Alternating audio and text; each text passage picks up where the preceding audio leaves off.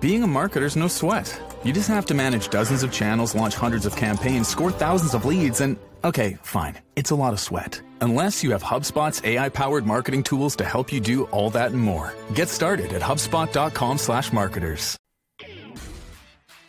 Hello, welcome to another edition of the Ducks Confidential Podcast. I'm James Crepea, joined as always by Ryan Clarke, and we'll be going over, obviously, what was the game of the year for Oregon and Ohio State on what was a weekend that was billed as the biggest weekend of the college football season, certainly the regular season. The weekend lived up to it, as there were just a extremely high number of really competitive games. And this one most certainly topping the list, entering the weekend, and then the way that it ended and the way that it played out. It lived up to it in every way. So a weekend that was enormous, and for those who had the ability to watch many of the game at one time, a great viewing and fan experience. And for those who got to take part in this one, particularly at Autzen Stadium, a fantastic atmosphere, one that you would order up by way of the environment, and then the way that the crowd obviously performed all night, leading to 4 false start penalties for Ohio State, as well as delay a game. Obviously had a huge impact on the game itself. And then with the game, the way the game ended, quite the celebratory scene at Autzen Stadium for the signature win of the Dan Lanning era, and one of the biggest, at least regular season wins, if just not wins in general, in Oregon program history. So we'll get into all of that and a lot more of the details and whatnot of the game. Don't think we'll be talking a whole heck of a lot about the short week ahead for Purdue. That's not really going to be much of a focus for this week. So going into this one, Ryan, to start off with, 32-31, and again, the way the game ends, where seven lead changes. We saw some quirky plays. We saw some unusual moments. We saw plenty of missed opportunities, certainly for Oregon, with the missed PAT, the missed field goal, the failed 2-point conversion, the 4th down stop inside the red zone. And yet, Oregon outgains, outrushes, has the takeaway, has the onside kick, and manages to win and pull off an upset despite those things, where if not for coming through, if not for myriad deep shots against a defense that had not allowed them, and if not for, frankly, just being the more physical and better coached team all night, any number of those missed opportunities, if it's a loss, we're looking back on and rattling off all the things that Oregon failed at and weren't able to accomplish. And that's why they, it was mainly self-inflicted, and that's why they lose the game. Well, they obviously show a ton of resilience along the way, on top of outplaying Ohio State. What are the biggest takeaways you've got, the biggest things that stand out on a night that had, like I say, it's fair, more than its fair share of not just moments, but plays on both sides, really, that stand out in a game that had a lot of them? Yeah, I mean, there are so many layers to this one. You said it. One of the biggest wins in program history. Incredible environment. I think that anybody that has been around sports in this state over the last couple of decades would say one of the better sports environments that they've been in, perhaps in their lives, and for many people, definitely in the last 2 decades. So, the awesome time at Autzen Stadium.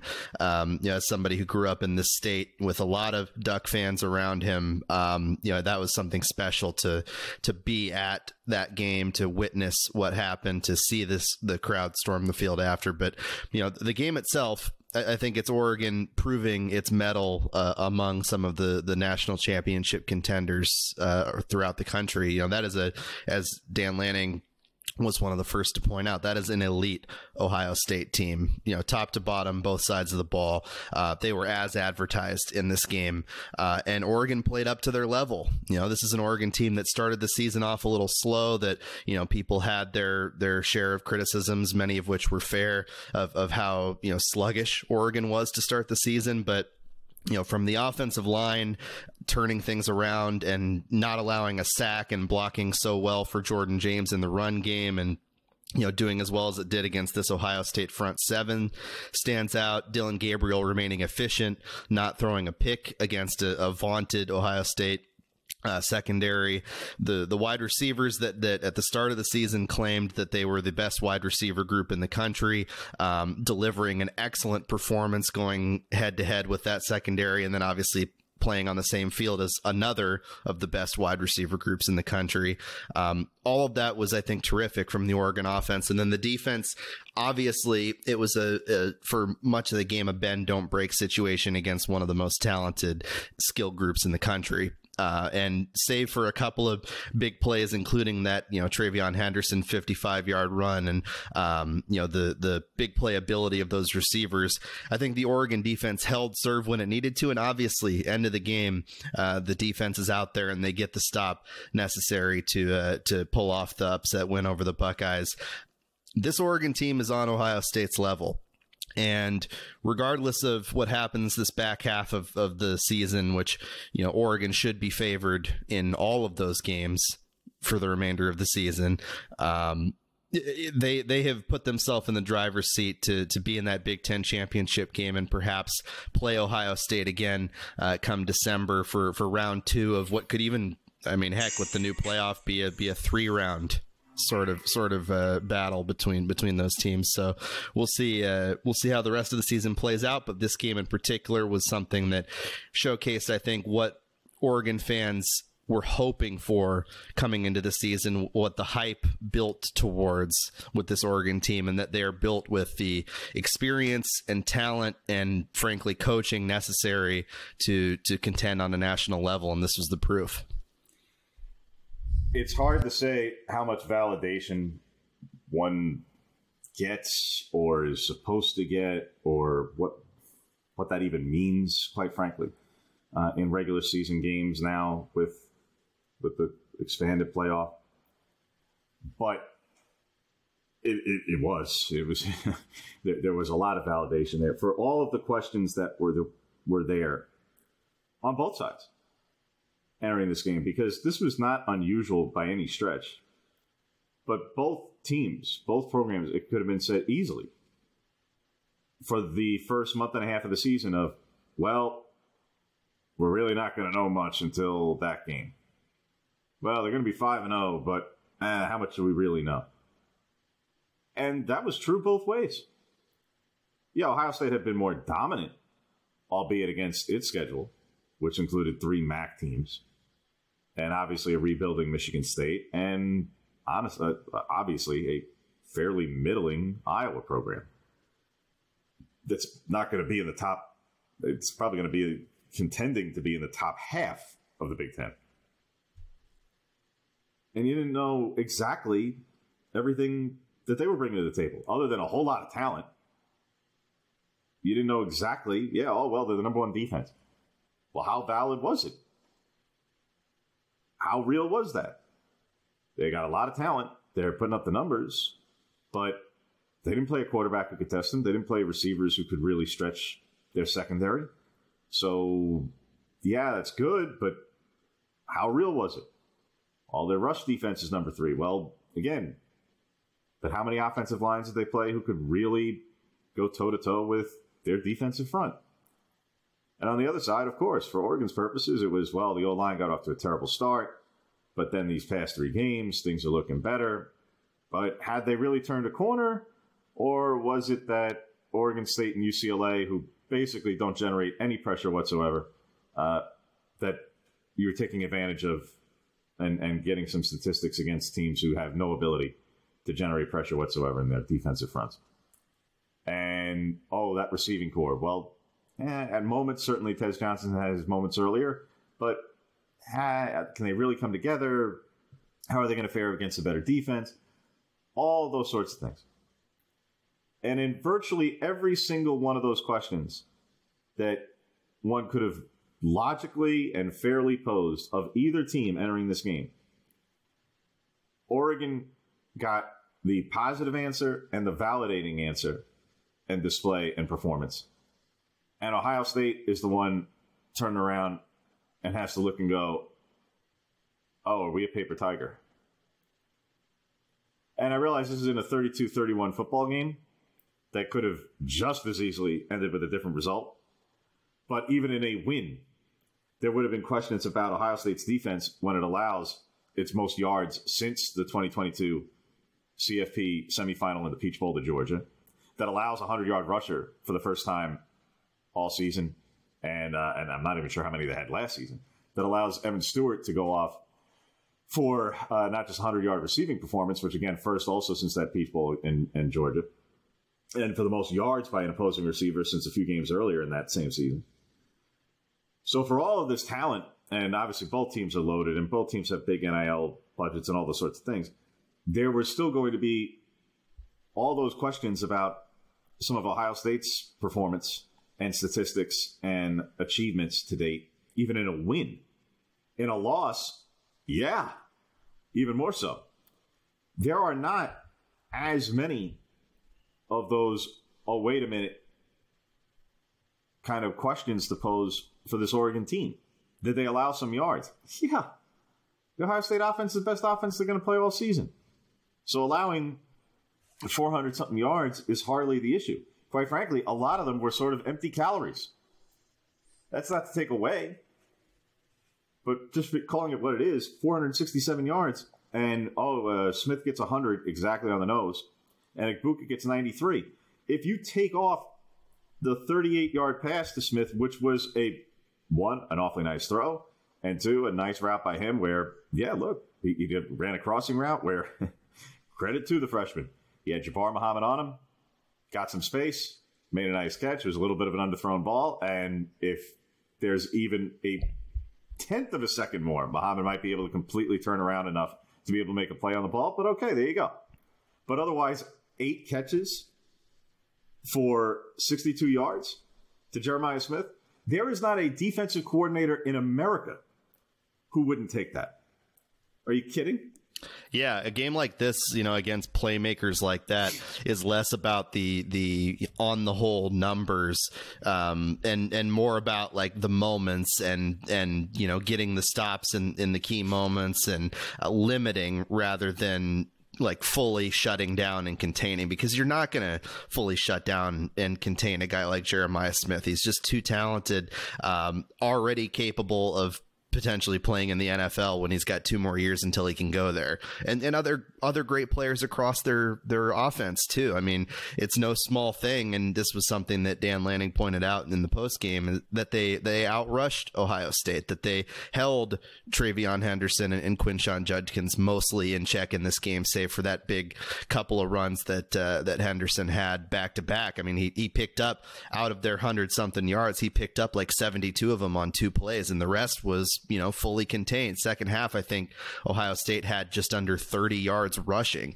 That's an incredible achievement for a defense that, is largely comprised of guys that, haven't played together for any number of years. And one of those guys, of course, being Derek Harmon, who has just been a total disruptor and one of the best defensive linemen in the country this season. Ripping the ball out of Quinshon Judkins' hands, man. Like that is the kind of will and the kind of aggression and ability that this Oregon defense has, just in miniature in that play.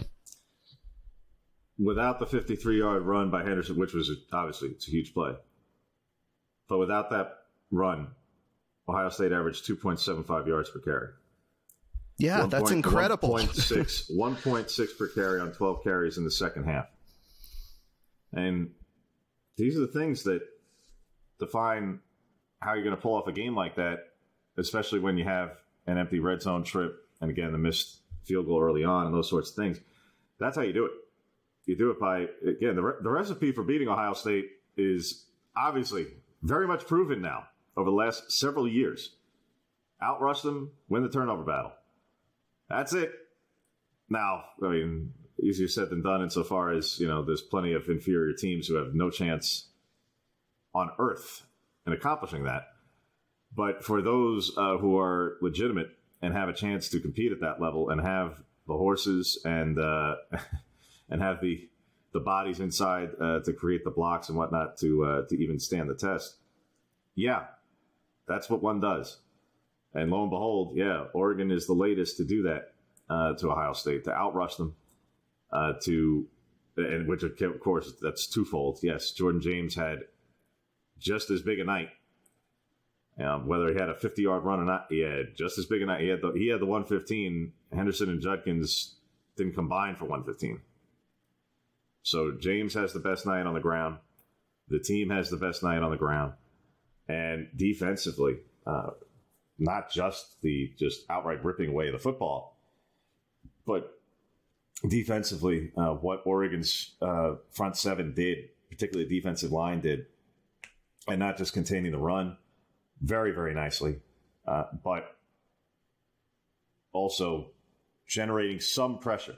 I realized that whether there was a sack or not, or the sack where it's attributed as a sack where Howard basically just has to eat it and falls down there late on the final drive, whatever.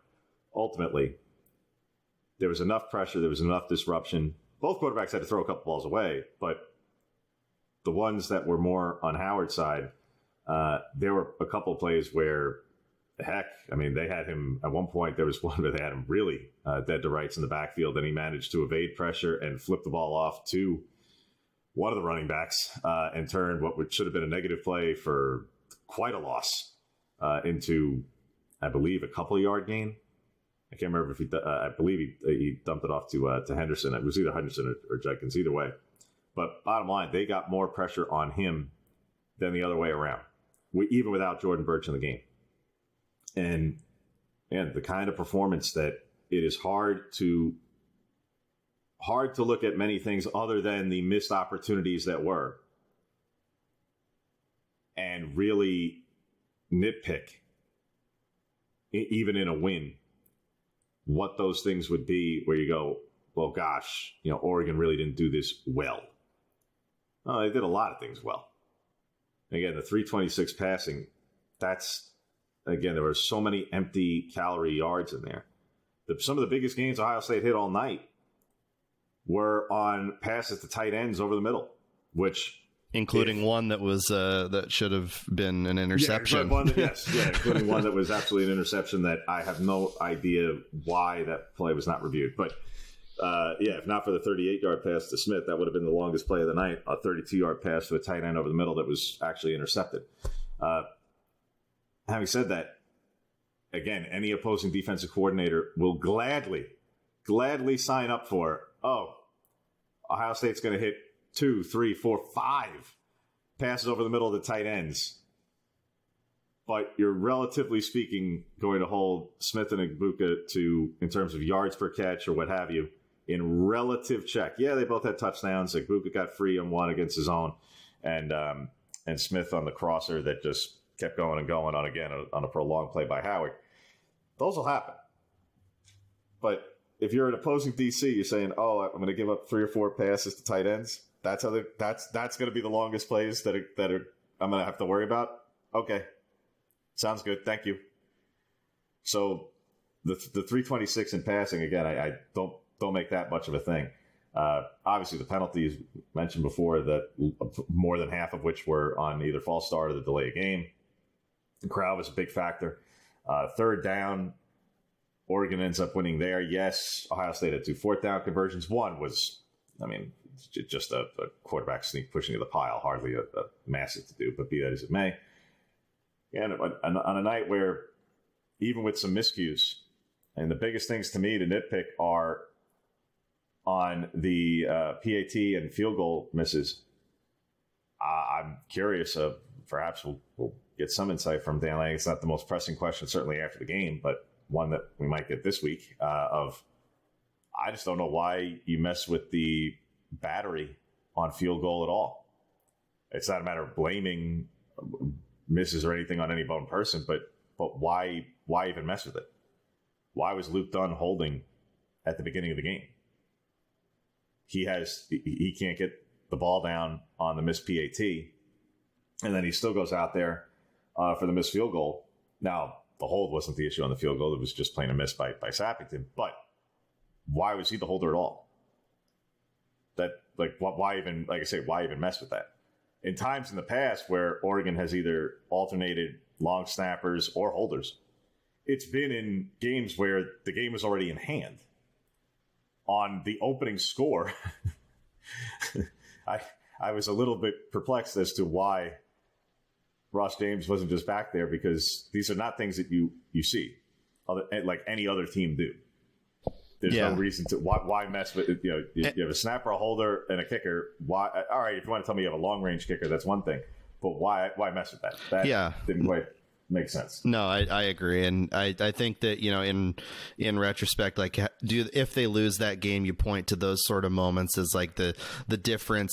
But even with that being said, and with those those sort of special teams issues that they had. That direct onside kick straight into the chest of the Ohio State player, making up at least some of that ground on special teams. So great play by Boyle. It was phenomenal. A great execution by Andrew Boyle, who's here for a reason. And that is one where I say, when it's about out coaching, if it was basically led into in the telecast where Noah Eagle says before the kickoff, let's see if they get tricky here. Now, I don't know if he actually just said that just because then after it happens, then Todd Blackledge doesn't acknowledge that. I don't know if they did it on purpose. Oh, really? So you're just as unprepared as Ohio State special teams coordinator, apparently. Yeah, or maybe the Eagle family between Ian and Noah are just students of the game, as they are. But it was so blatantly obvious. That's the thing that killed me, was going like, I'm watching real time going like, well, they're at the 50. They just passed on the penalty in order to make it at the 50 and came off the failed 2-point conversion. And they brought Boyle in at the 50. Yep. He kind of did this a few times 2 years ago when he was healthy.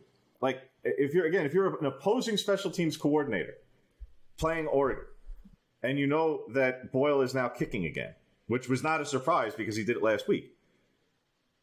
You have one job during the course of the week to prepare.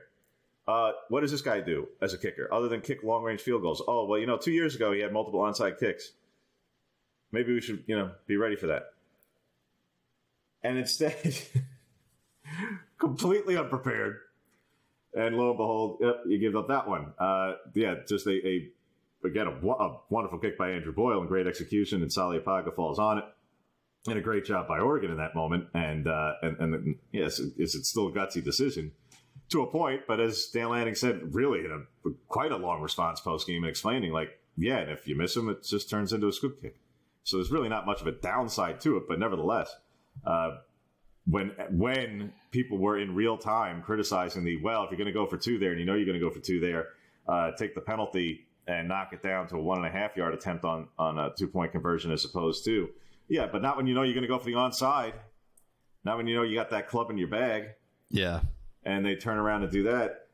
Again, that gutsy to a point, but ultimately still just smart strategy, well executed across the board by Oregon, and just a absolutely miserable job. Again, one where if you're the special teams coordinator, if you're Ryan Day and you're looking at your special teams coordinator, you're going, what do you do all week? What do you do?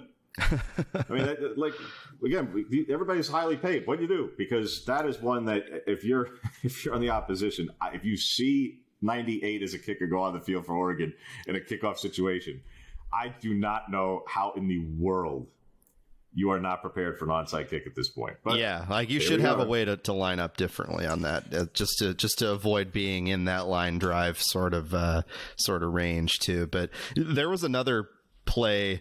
As far as having a club in your bag and perhaps a little bit of gamesmanship, that's gotten a lot of traction on Twitter for good reasons or not. But between Twitter and TikTok, people talking about with 10 seconds left, the 12-man penalty that Oregon took in that situation. People wondering, and who knows if this is true or not. Maybe somebody will ask Dan Lanning that tonight at his press conference weekly. Was it potentially, given the weirdness of the rule in that time will run off on the free play, potentially intentional by Oregon to have 12 players on the field so that they put Ohio State in that quote-unquote impossible situation with 6 seconds left that they can't really get to field goal range? And it ended up working, obviously, with Howard sliding with a second left and time running out. Yeah, it's either a absolutely 3D chess bit of genius by Dan Lanning and Tasha Foy and company, or a inadvertent and unintentional stroke of genius. Either way, it obviously comes through and delivers in spades, because as you watch the play unfurl, again from the telecast, so you're getting the angle you're getting, there is a late sub where one of the defensive linemen, I think it's Caldwell, comes off, and they do make a change there.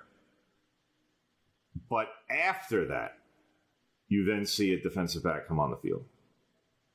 So on one hand, you could say, well, if it was deliberate, and again, we'll get it from Lanning later, so we'll see what he has to say on the matter.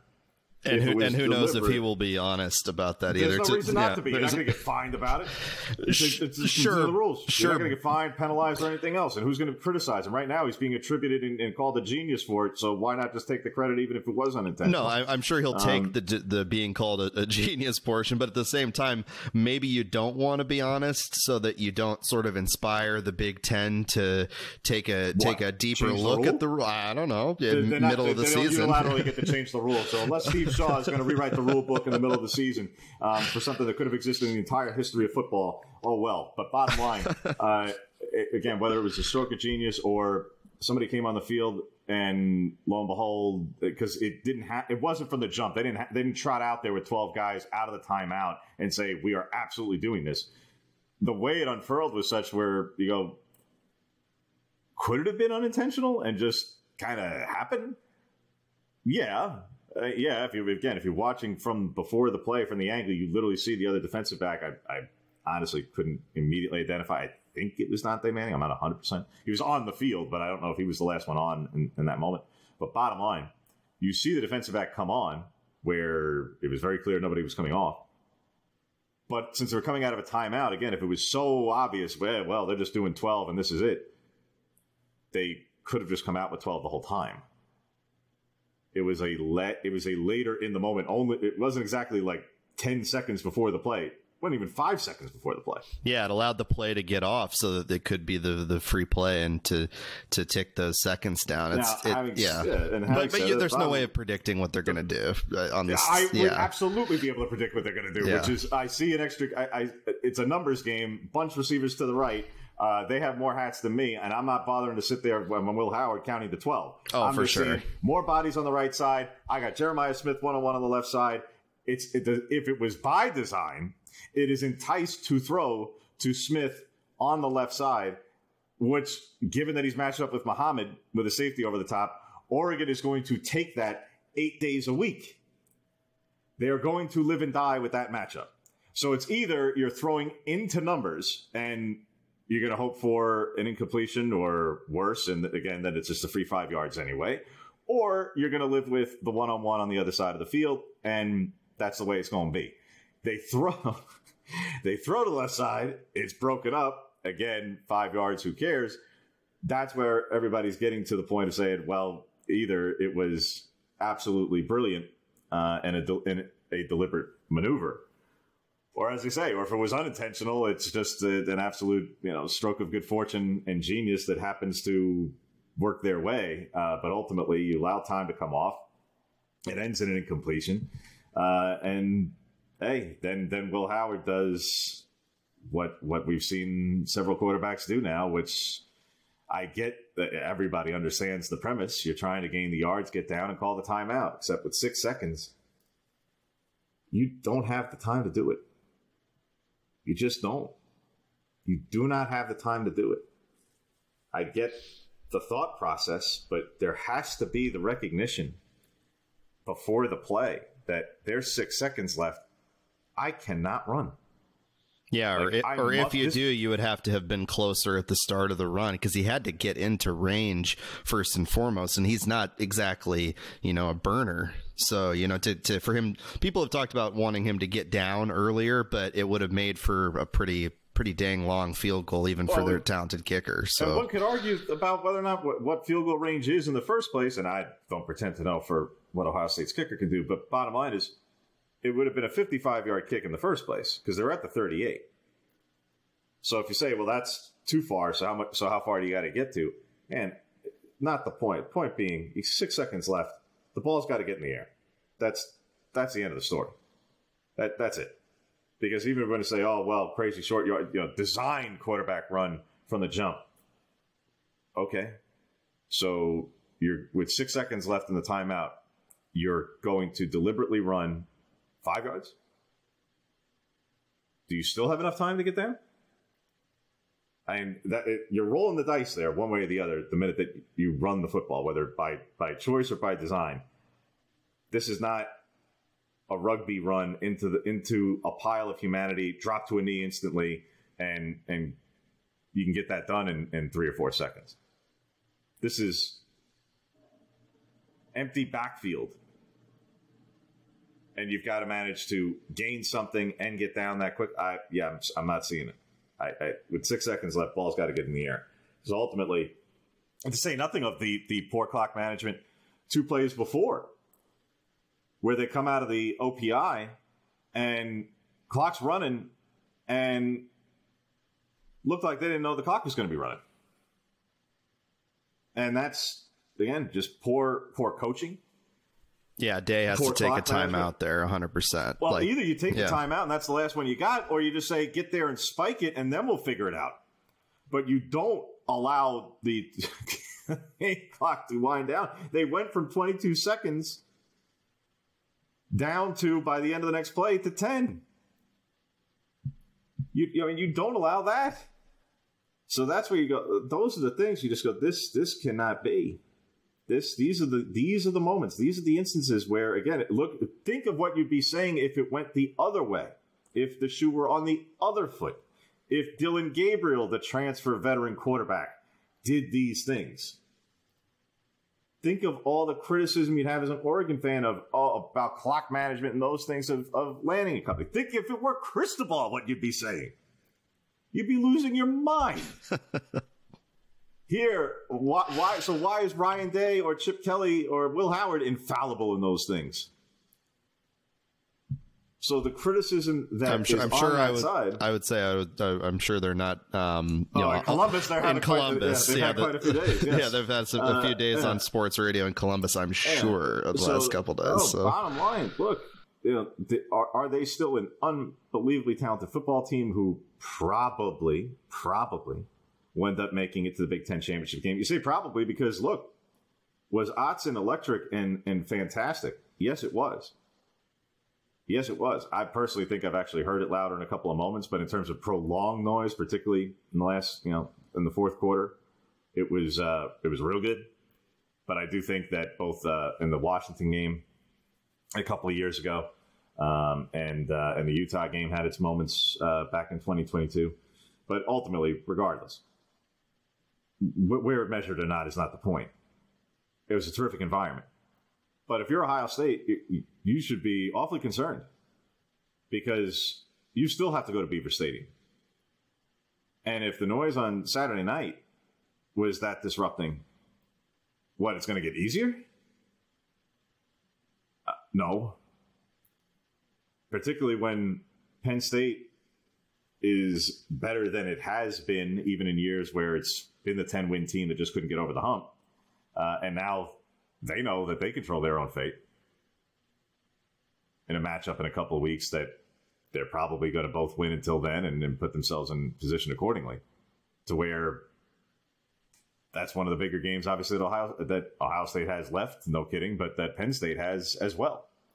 That what an opportunity that it is for them. So while we can all point to and say, yeah, these are probably the two most talented teams, two best teams, and the ones that will end up meeting in Indianapolis, and they very well could and might.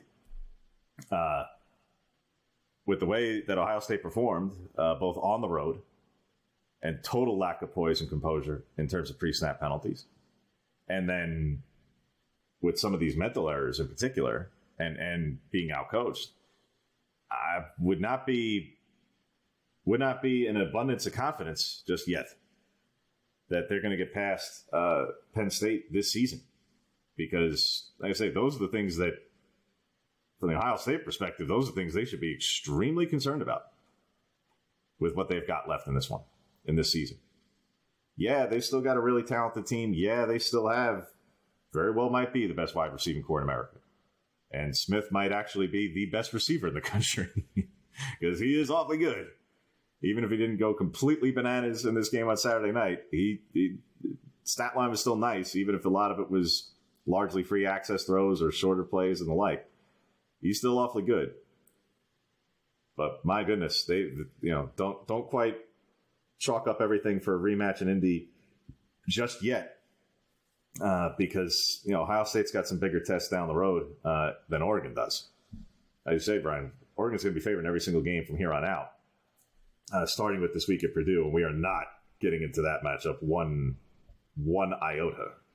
There is nothing to be said there. We're talking about the worst Power 4 team in the country. Yeah, they have been terrible this season. Let's not mince words there, but yes. But that I guess it's a double-edged sword with the most recent game, the 50-49 loss, to Illinois in overtime. Yes, you competed with a team that has been one of the better teams in the Big Ten this season, but that also takes a lot of energy out of you ahead of a matchup against what I would argue is a significantly better team in Oregon on a short week. And that is going to be a major factor for Purdue. I think Oregon also, there's not much to preview out of this game, but I think for Oregon, avoiding this being a hangover game, an emotional hangover game from obviously you're so up for this Ohio State game. You don't want to mess around against a Purdue team that you absolutely should blow the doors off of. So go in there on Friday, take care of your business and get the heck out of there. I think that's their mindset. They're leaving a little later than usual for it. I think it's a business like, get in, get out approach from Lanning and company anyway. You learned a lot about yourself in the Ohio State game. You don't want to have any sort of regression. Alabama would be the first to tell you after what happened against Vandy. You don't want to have any type of regression against a lesser opponent in the following week after a prove-it game. Purdue could put the drum in front of the locker room door supported by the Boilermaker special. And that would not be enough to prevent Oregon from dominating in this game. That there is no matchup to be had. There is no way. There's just simply no way.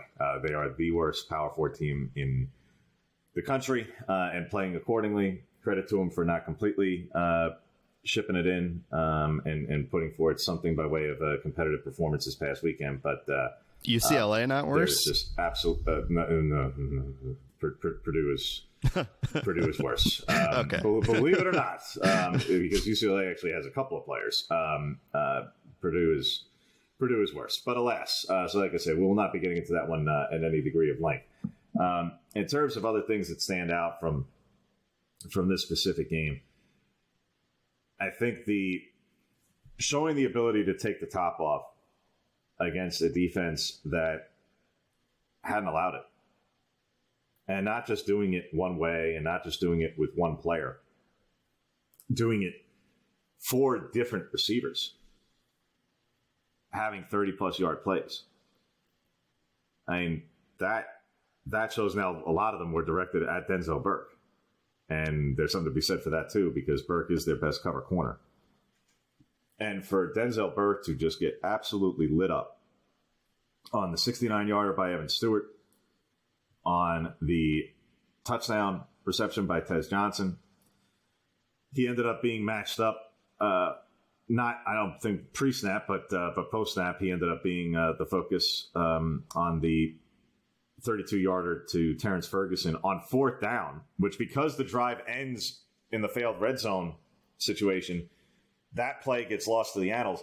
That play in and of itself, it shouldn't be, because that's a 4th down at midfield and Oregon's down in the game, where if they don't convert there, if there's a drop, if it just sort of whatever, if something goes awry, Oregon is trailing in the football game in the third quarter, giving Ohio State the ball effectively at midfield, and oh boy.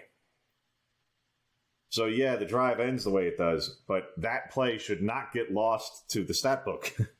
That was a fairly enormous play, even if the drive didn't end in points. Because again, if it goes the other way, it's a 2-possession football game, and probably a 2-touchdown football game. So significant. But to hit 4 30-plus yard plays on a team that hadn't allowed one all season and allowed 10 all of last season, that to me was showing not just how good and deep and versatile and et cetera, this receiving core is and this offense can be. It shows that also up against the competition, and that a lot of those were air yards for a fan base that obsesses about that. Yeah, Terrence was a lot of yards after catch. Holden on his one catch that he had before blowing his top, it was yards after the catch. But Stewart and Johnson took the top off. And then you saw Stewart a couple other times also matched up with Burke on the touchdown reception. And both of them found holes in zones on some pretty nice plays, on third downs in particular.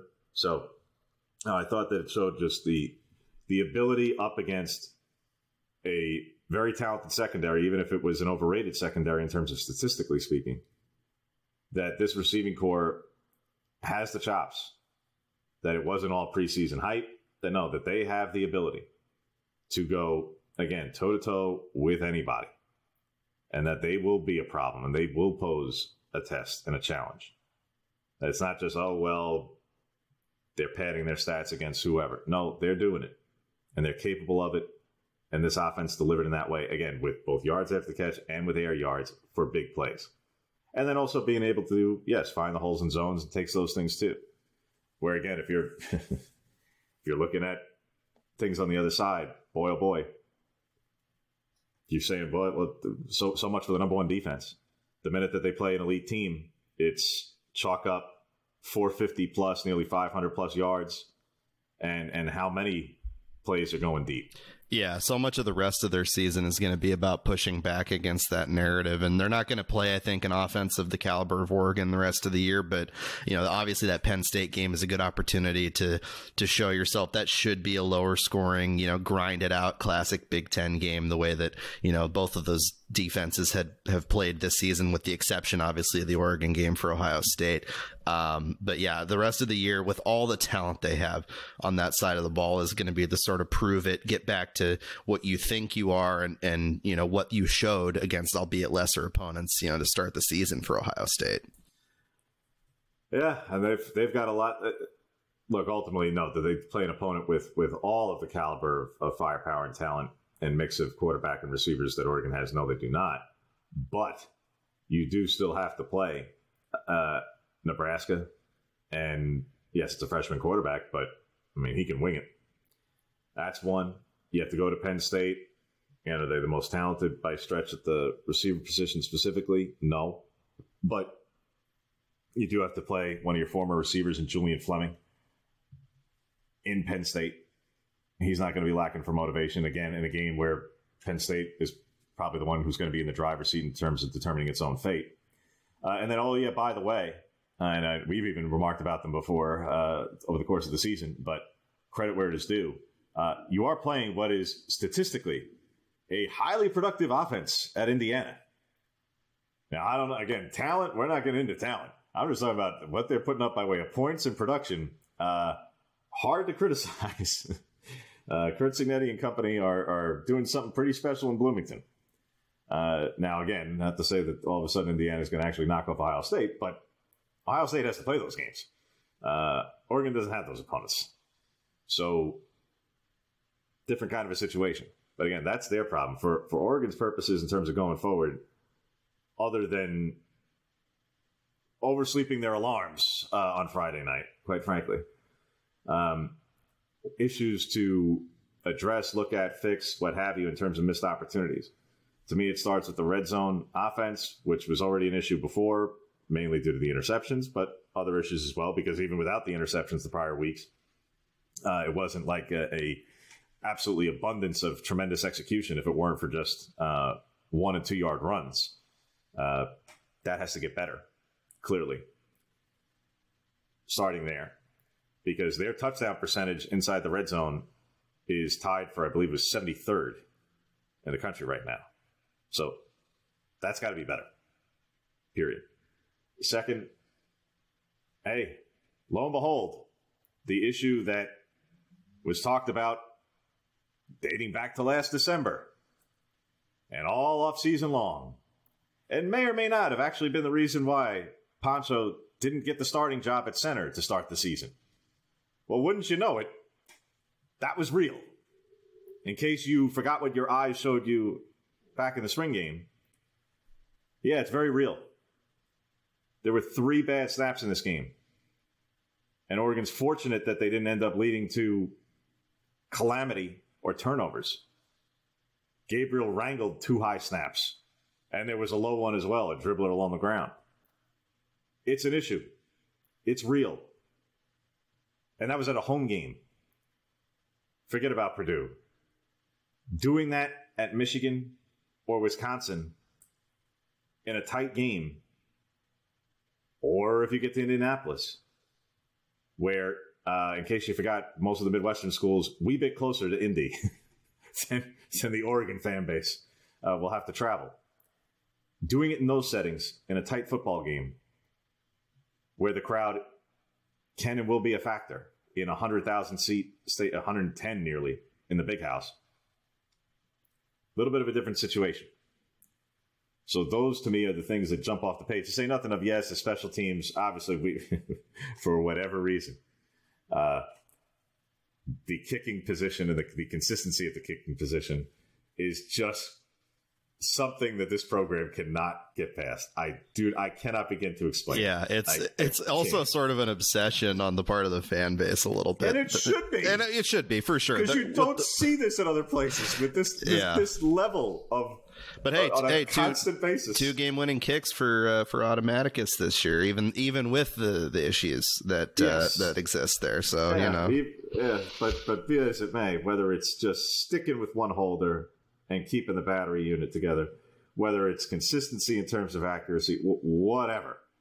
Again, what do you do to improve a kicker other than all right, go out and make the kick? I mean, what great words of inspiration is one? I mean, ultimately, that is the ultimate zero-sum position. Either you made it or you didn't. I mean, All right, if you want to tell me about the snap and the hold, that's another part of the operation. But in terms of the actual kick itself, I mean, what does one do? I mean, ultimately, it's good or it's not. So those, to me, are the 3 areas. Red zone offense as a whole, snaps, and the place-kicking game. I'll make it all-encompassing, because it's not just about one kicker, and it's not just about one moment. The place-kicking situation. The battery, the kicks themselves, the whatever. Those, to me, are 3 areas that you don't just say, well, those are areas to clean up and get better. No, like that's something that has to be all met with some degree of urgency. Because, again, it's there could be moments still the rest of this regular season, particularly with a couple of these road trips in November, where, and that's not to look past, by the way, the next home game with Illinois. Oregon's got 2 ranked opponents left. Depending on what happens in Michigan, Illinois this week, the loser's probably not going to be ranked. Shouldn't be. They're both in the 20s. So if Illinois is to win that game, well, that might be the toughest test Oregon's got left in the season. And even if Illinois loses to Michigan, it could still be the toughest test that Oregon has the rest of the season. That's not to look past that, but at least if it's home, you don't have to worry about crowd noise being an issue with the snaps, though it wasn't this week, but snaps are still an issue. Yeah, and I think that Illinois defensive line is pretty dang solid too, despite giving up 49 freaking points to Purdue. I think that, the Illinois game in particular, after the high of Ohio State, after going on the road and taking care of business at Purdue, that's not going to be a cakewalk for Oregon. I think that, we'll find out the game time relatively soon. Speaking as a sports writer, would love to see a nice little afternoon kick, a nice little 12:30 Pacific time slot, but that is speaking completely in selfish terms. So, well, believe it or not, CBS does broadcast games for this conference. It's not just rumor. Now, and it's not exclusively tied to USC either. I understand so far. One would logically come to that conclusion. Based on what we've seen so far. But believe it or not, CBS does broadcast football games for the Big Ten now. I know that you haven't seen it and experienced yet as an Oregon fan. That may be changing in the very near-term horizon. Whether it changes for the Illinois game, where you already knew there were like 3 different time slots, but you didn't know what network. One of them is 12:30. We'll find out shortly. But whether it's that or the Michigan game, something tells me that Nessler and Danielson may actually get an opportunity to call a game where Oregon is involved now. Again, I understand how and why it hasn't happened in a couple of instances so far. Look, on the Friday nights, it's not even an option. That's a given. But believe it or not, there may actually be those 12:30 games in terms of Pacific time because, lo and behold, CBS is now broadcasting for this conference. I know, again, it seems like an anomaly, and it certainly seems like it's been dedicated to USC thus far. But perhaps that might be changing in the not-too-distant future. As I say, otherwise, a terrific performance, obviously. A memorable one that you don't want to completely blow things out of proportion in real time, but you're also cognizant of the reality that in the totality of things and in the big picture of things, this was a program and a tenure for Dan Lanning that began with 49-3 against Georgia, and I don't think that those inside the program, in terms of the coaching staff, needed a reminder of what the gap looked like in real time at that time. But that's what the gap looked like between where they were and the elite. And now, 2.5 seasons later, you are one of them. And how they've gotten there, and has there been roster churn, and naturally there was natural roster churn by way of departures and graduations and NFL players and those things. Yes. But ultimately, the gap was significant. As good as Oregon was, and they were even still a 10-win team, but as good as they were not there. And last year, they were awfully close, but they weren't there. Now, they are with the elite. They are with Georgia and Bama and Texas and Ohio State and Michigan and Penn State and what have you. They are with, forget about blue bloods or anything else. Not every single one of those is blue bloods necessarily. They are with the elite. They are among them. They have proven it. They have the talent. They have the ability. They have the coaching. They have the home field advantage when it's a regular season game in those moments. And now they're in the driver's seat in terms of reaching the Big Ten championship. They have closed the gap. That, in the big picture, is enormous, obviously. Yeah, it's proof positive. What that could be in terms of the trajectory of the program going forward. There's still the rest of the season to go. We'll see. Yeah, and Lanning would be the first person to say that, obviously, as any coach would. A lot of football left, but it is massive. It is significant. I was there in Atlanta when sitting in the stands when Oregon got crushed by Georgia, and what Kirby Smart said about having the players. Oregon has the players now. They've recruited phenomenally well. They've gone in the transfer portal in the new age of college football with NIL and everything else, and they've delivered, putting together a really talented, really experienced team. And this is the team ultimately that, coming into the season with all the hype, all the expectations, the first year I think I can remember in Oregon football's history, even with the success of Marcus Mariota and those teams under Chip Kelly prior, the first year I can remember as somebody who's watched the entirety of this modern era of Oregon football, where they've come in with those expectations that they absolutely should contend for a national title.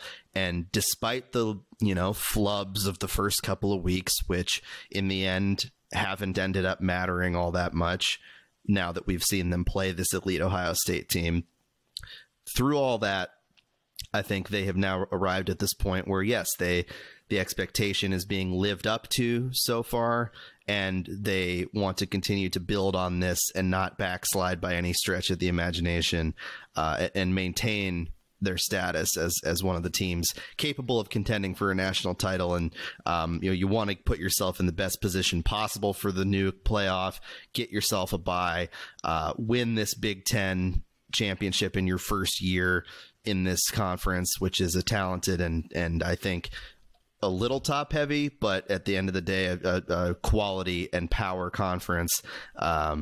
It would prove so many things. It would establish Oregon in a way that, despite being one of the winningest programs of the last 2 decades in college football, in a way that they have not been before. And a lot of football left, long season left, but this is no doubt a moment for the history books for the Ducks. One that can certainly be looked back on, if, again, depending on how the rest of the season goes, but ultimately one that can most certainly stand the test of time, without question, because of, look at your own program's history.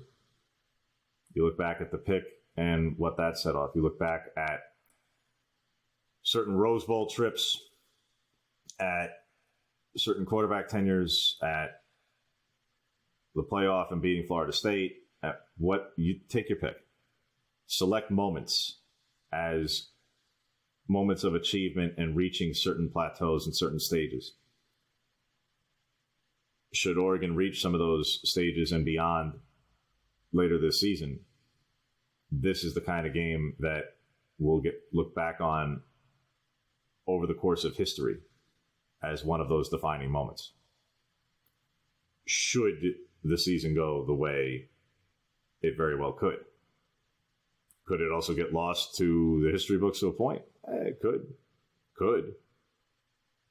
But realistically speaking, given the precedent that was, the biggest home game program history that was, and that it lived up to the billing in every way, again, one that will certainly stand the test of time in the short term, but what it could do and mean in the long term, that's for the rest of the season to determine. So again, much to discuss and look ahead to and focus on as the rest of the year does go on.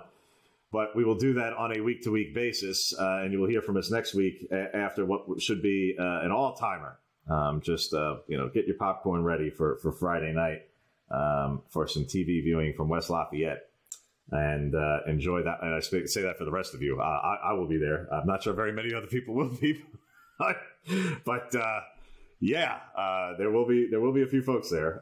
First trip to the Midwest for the new Big Ten season. Here we go. Yeah, what a coronation that'll be. But be that as it may, we will go over that one on Monday, and I imagine we'll be doing a lot of looking ahead to the matchup with Illinois, more so than looking back on a game from 3 days earlier that I imagine with a 4-touchdown point spread that we probably won't be talking a whole heck of a lot about. But like I said, I thought the same thing about Idaho, so you never know. Who knows? But yeah, as it may. In the meanwhile, folks can like, subscribe, 5-star review, all those fine things to help spread the word of the podcast, and that make sure that they're able to hear this podcast as well as many others on the Oregonian Sports Podcast channel accordingly. And they can fire away and send questions to Ryan accordingly for the weekly mailbag. Remind folks how to go about doing that, Ryan. Yeah, so send me a tweet at Ryan T. Clarke or email me at rclarke, RCLARKE, at Oregonian.com. A little low on questions, surprised given the nature of Saturday's game. So if you are listening to this podcast and you've made it to the very end here, please send some questions. We have a lot to discuss from that Ohio State game and looking even beyond it. And as I say, we will see you next week for another retrospective of sorts, and I imagine a little bit more of a preview next week. But be that as it may, we appreciate you, and we will chat with you next week.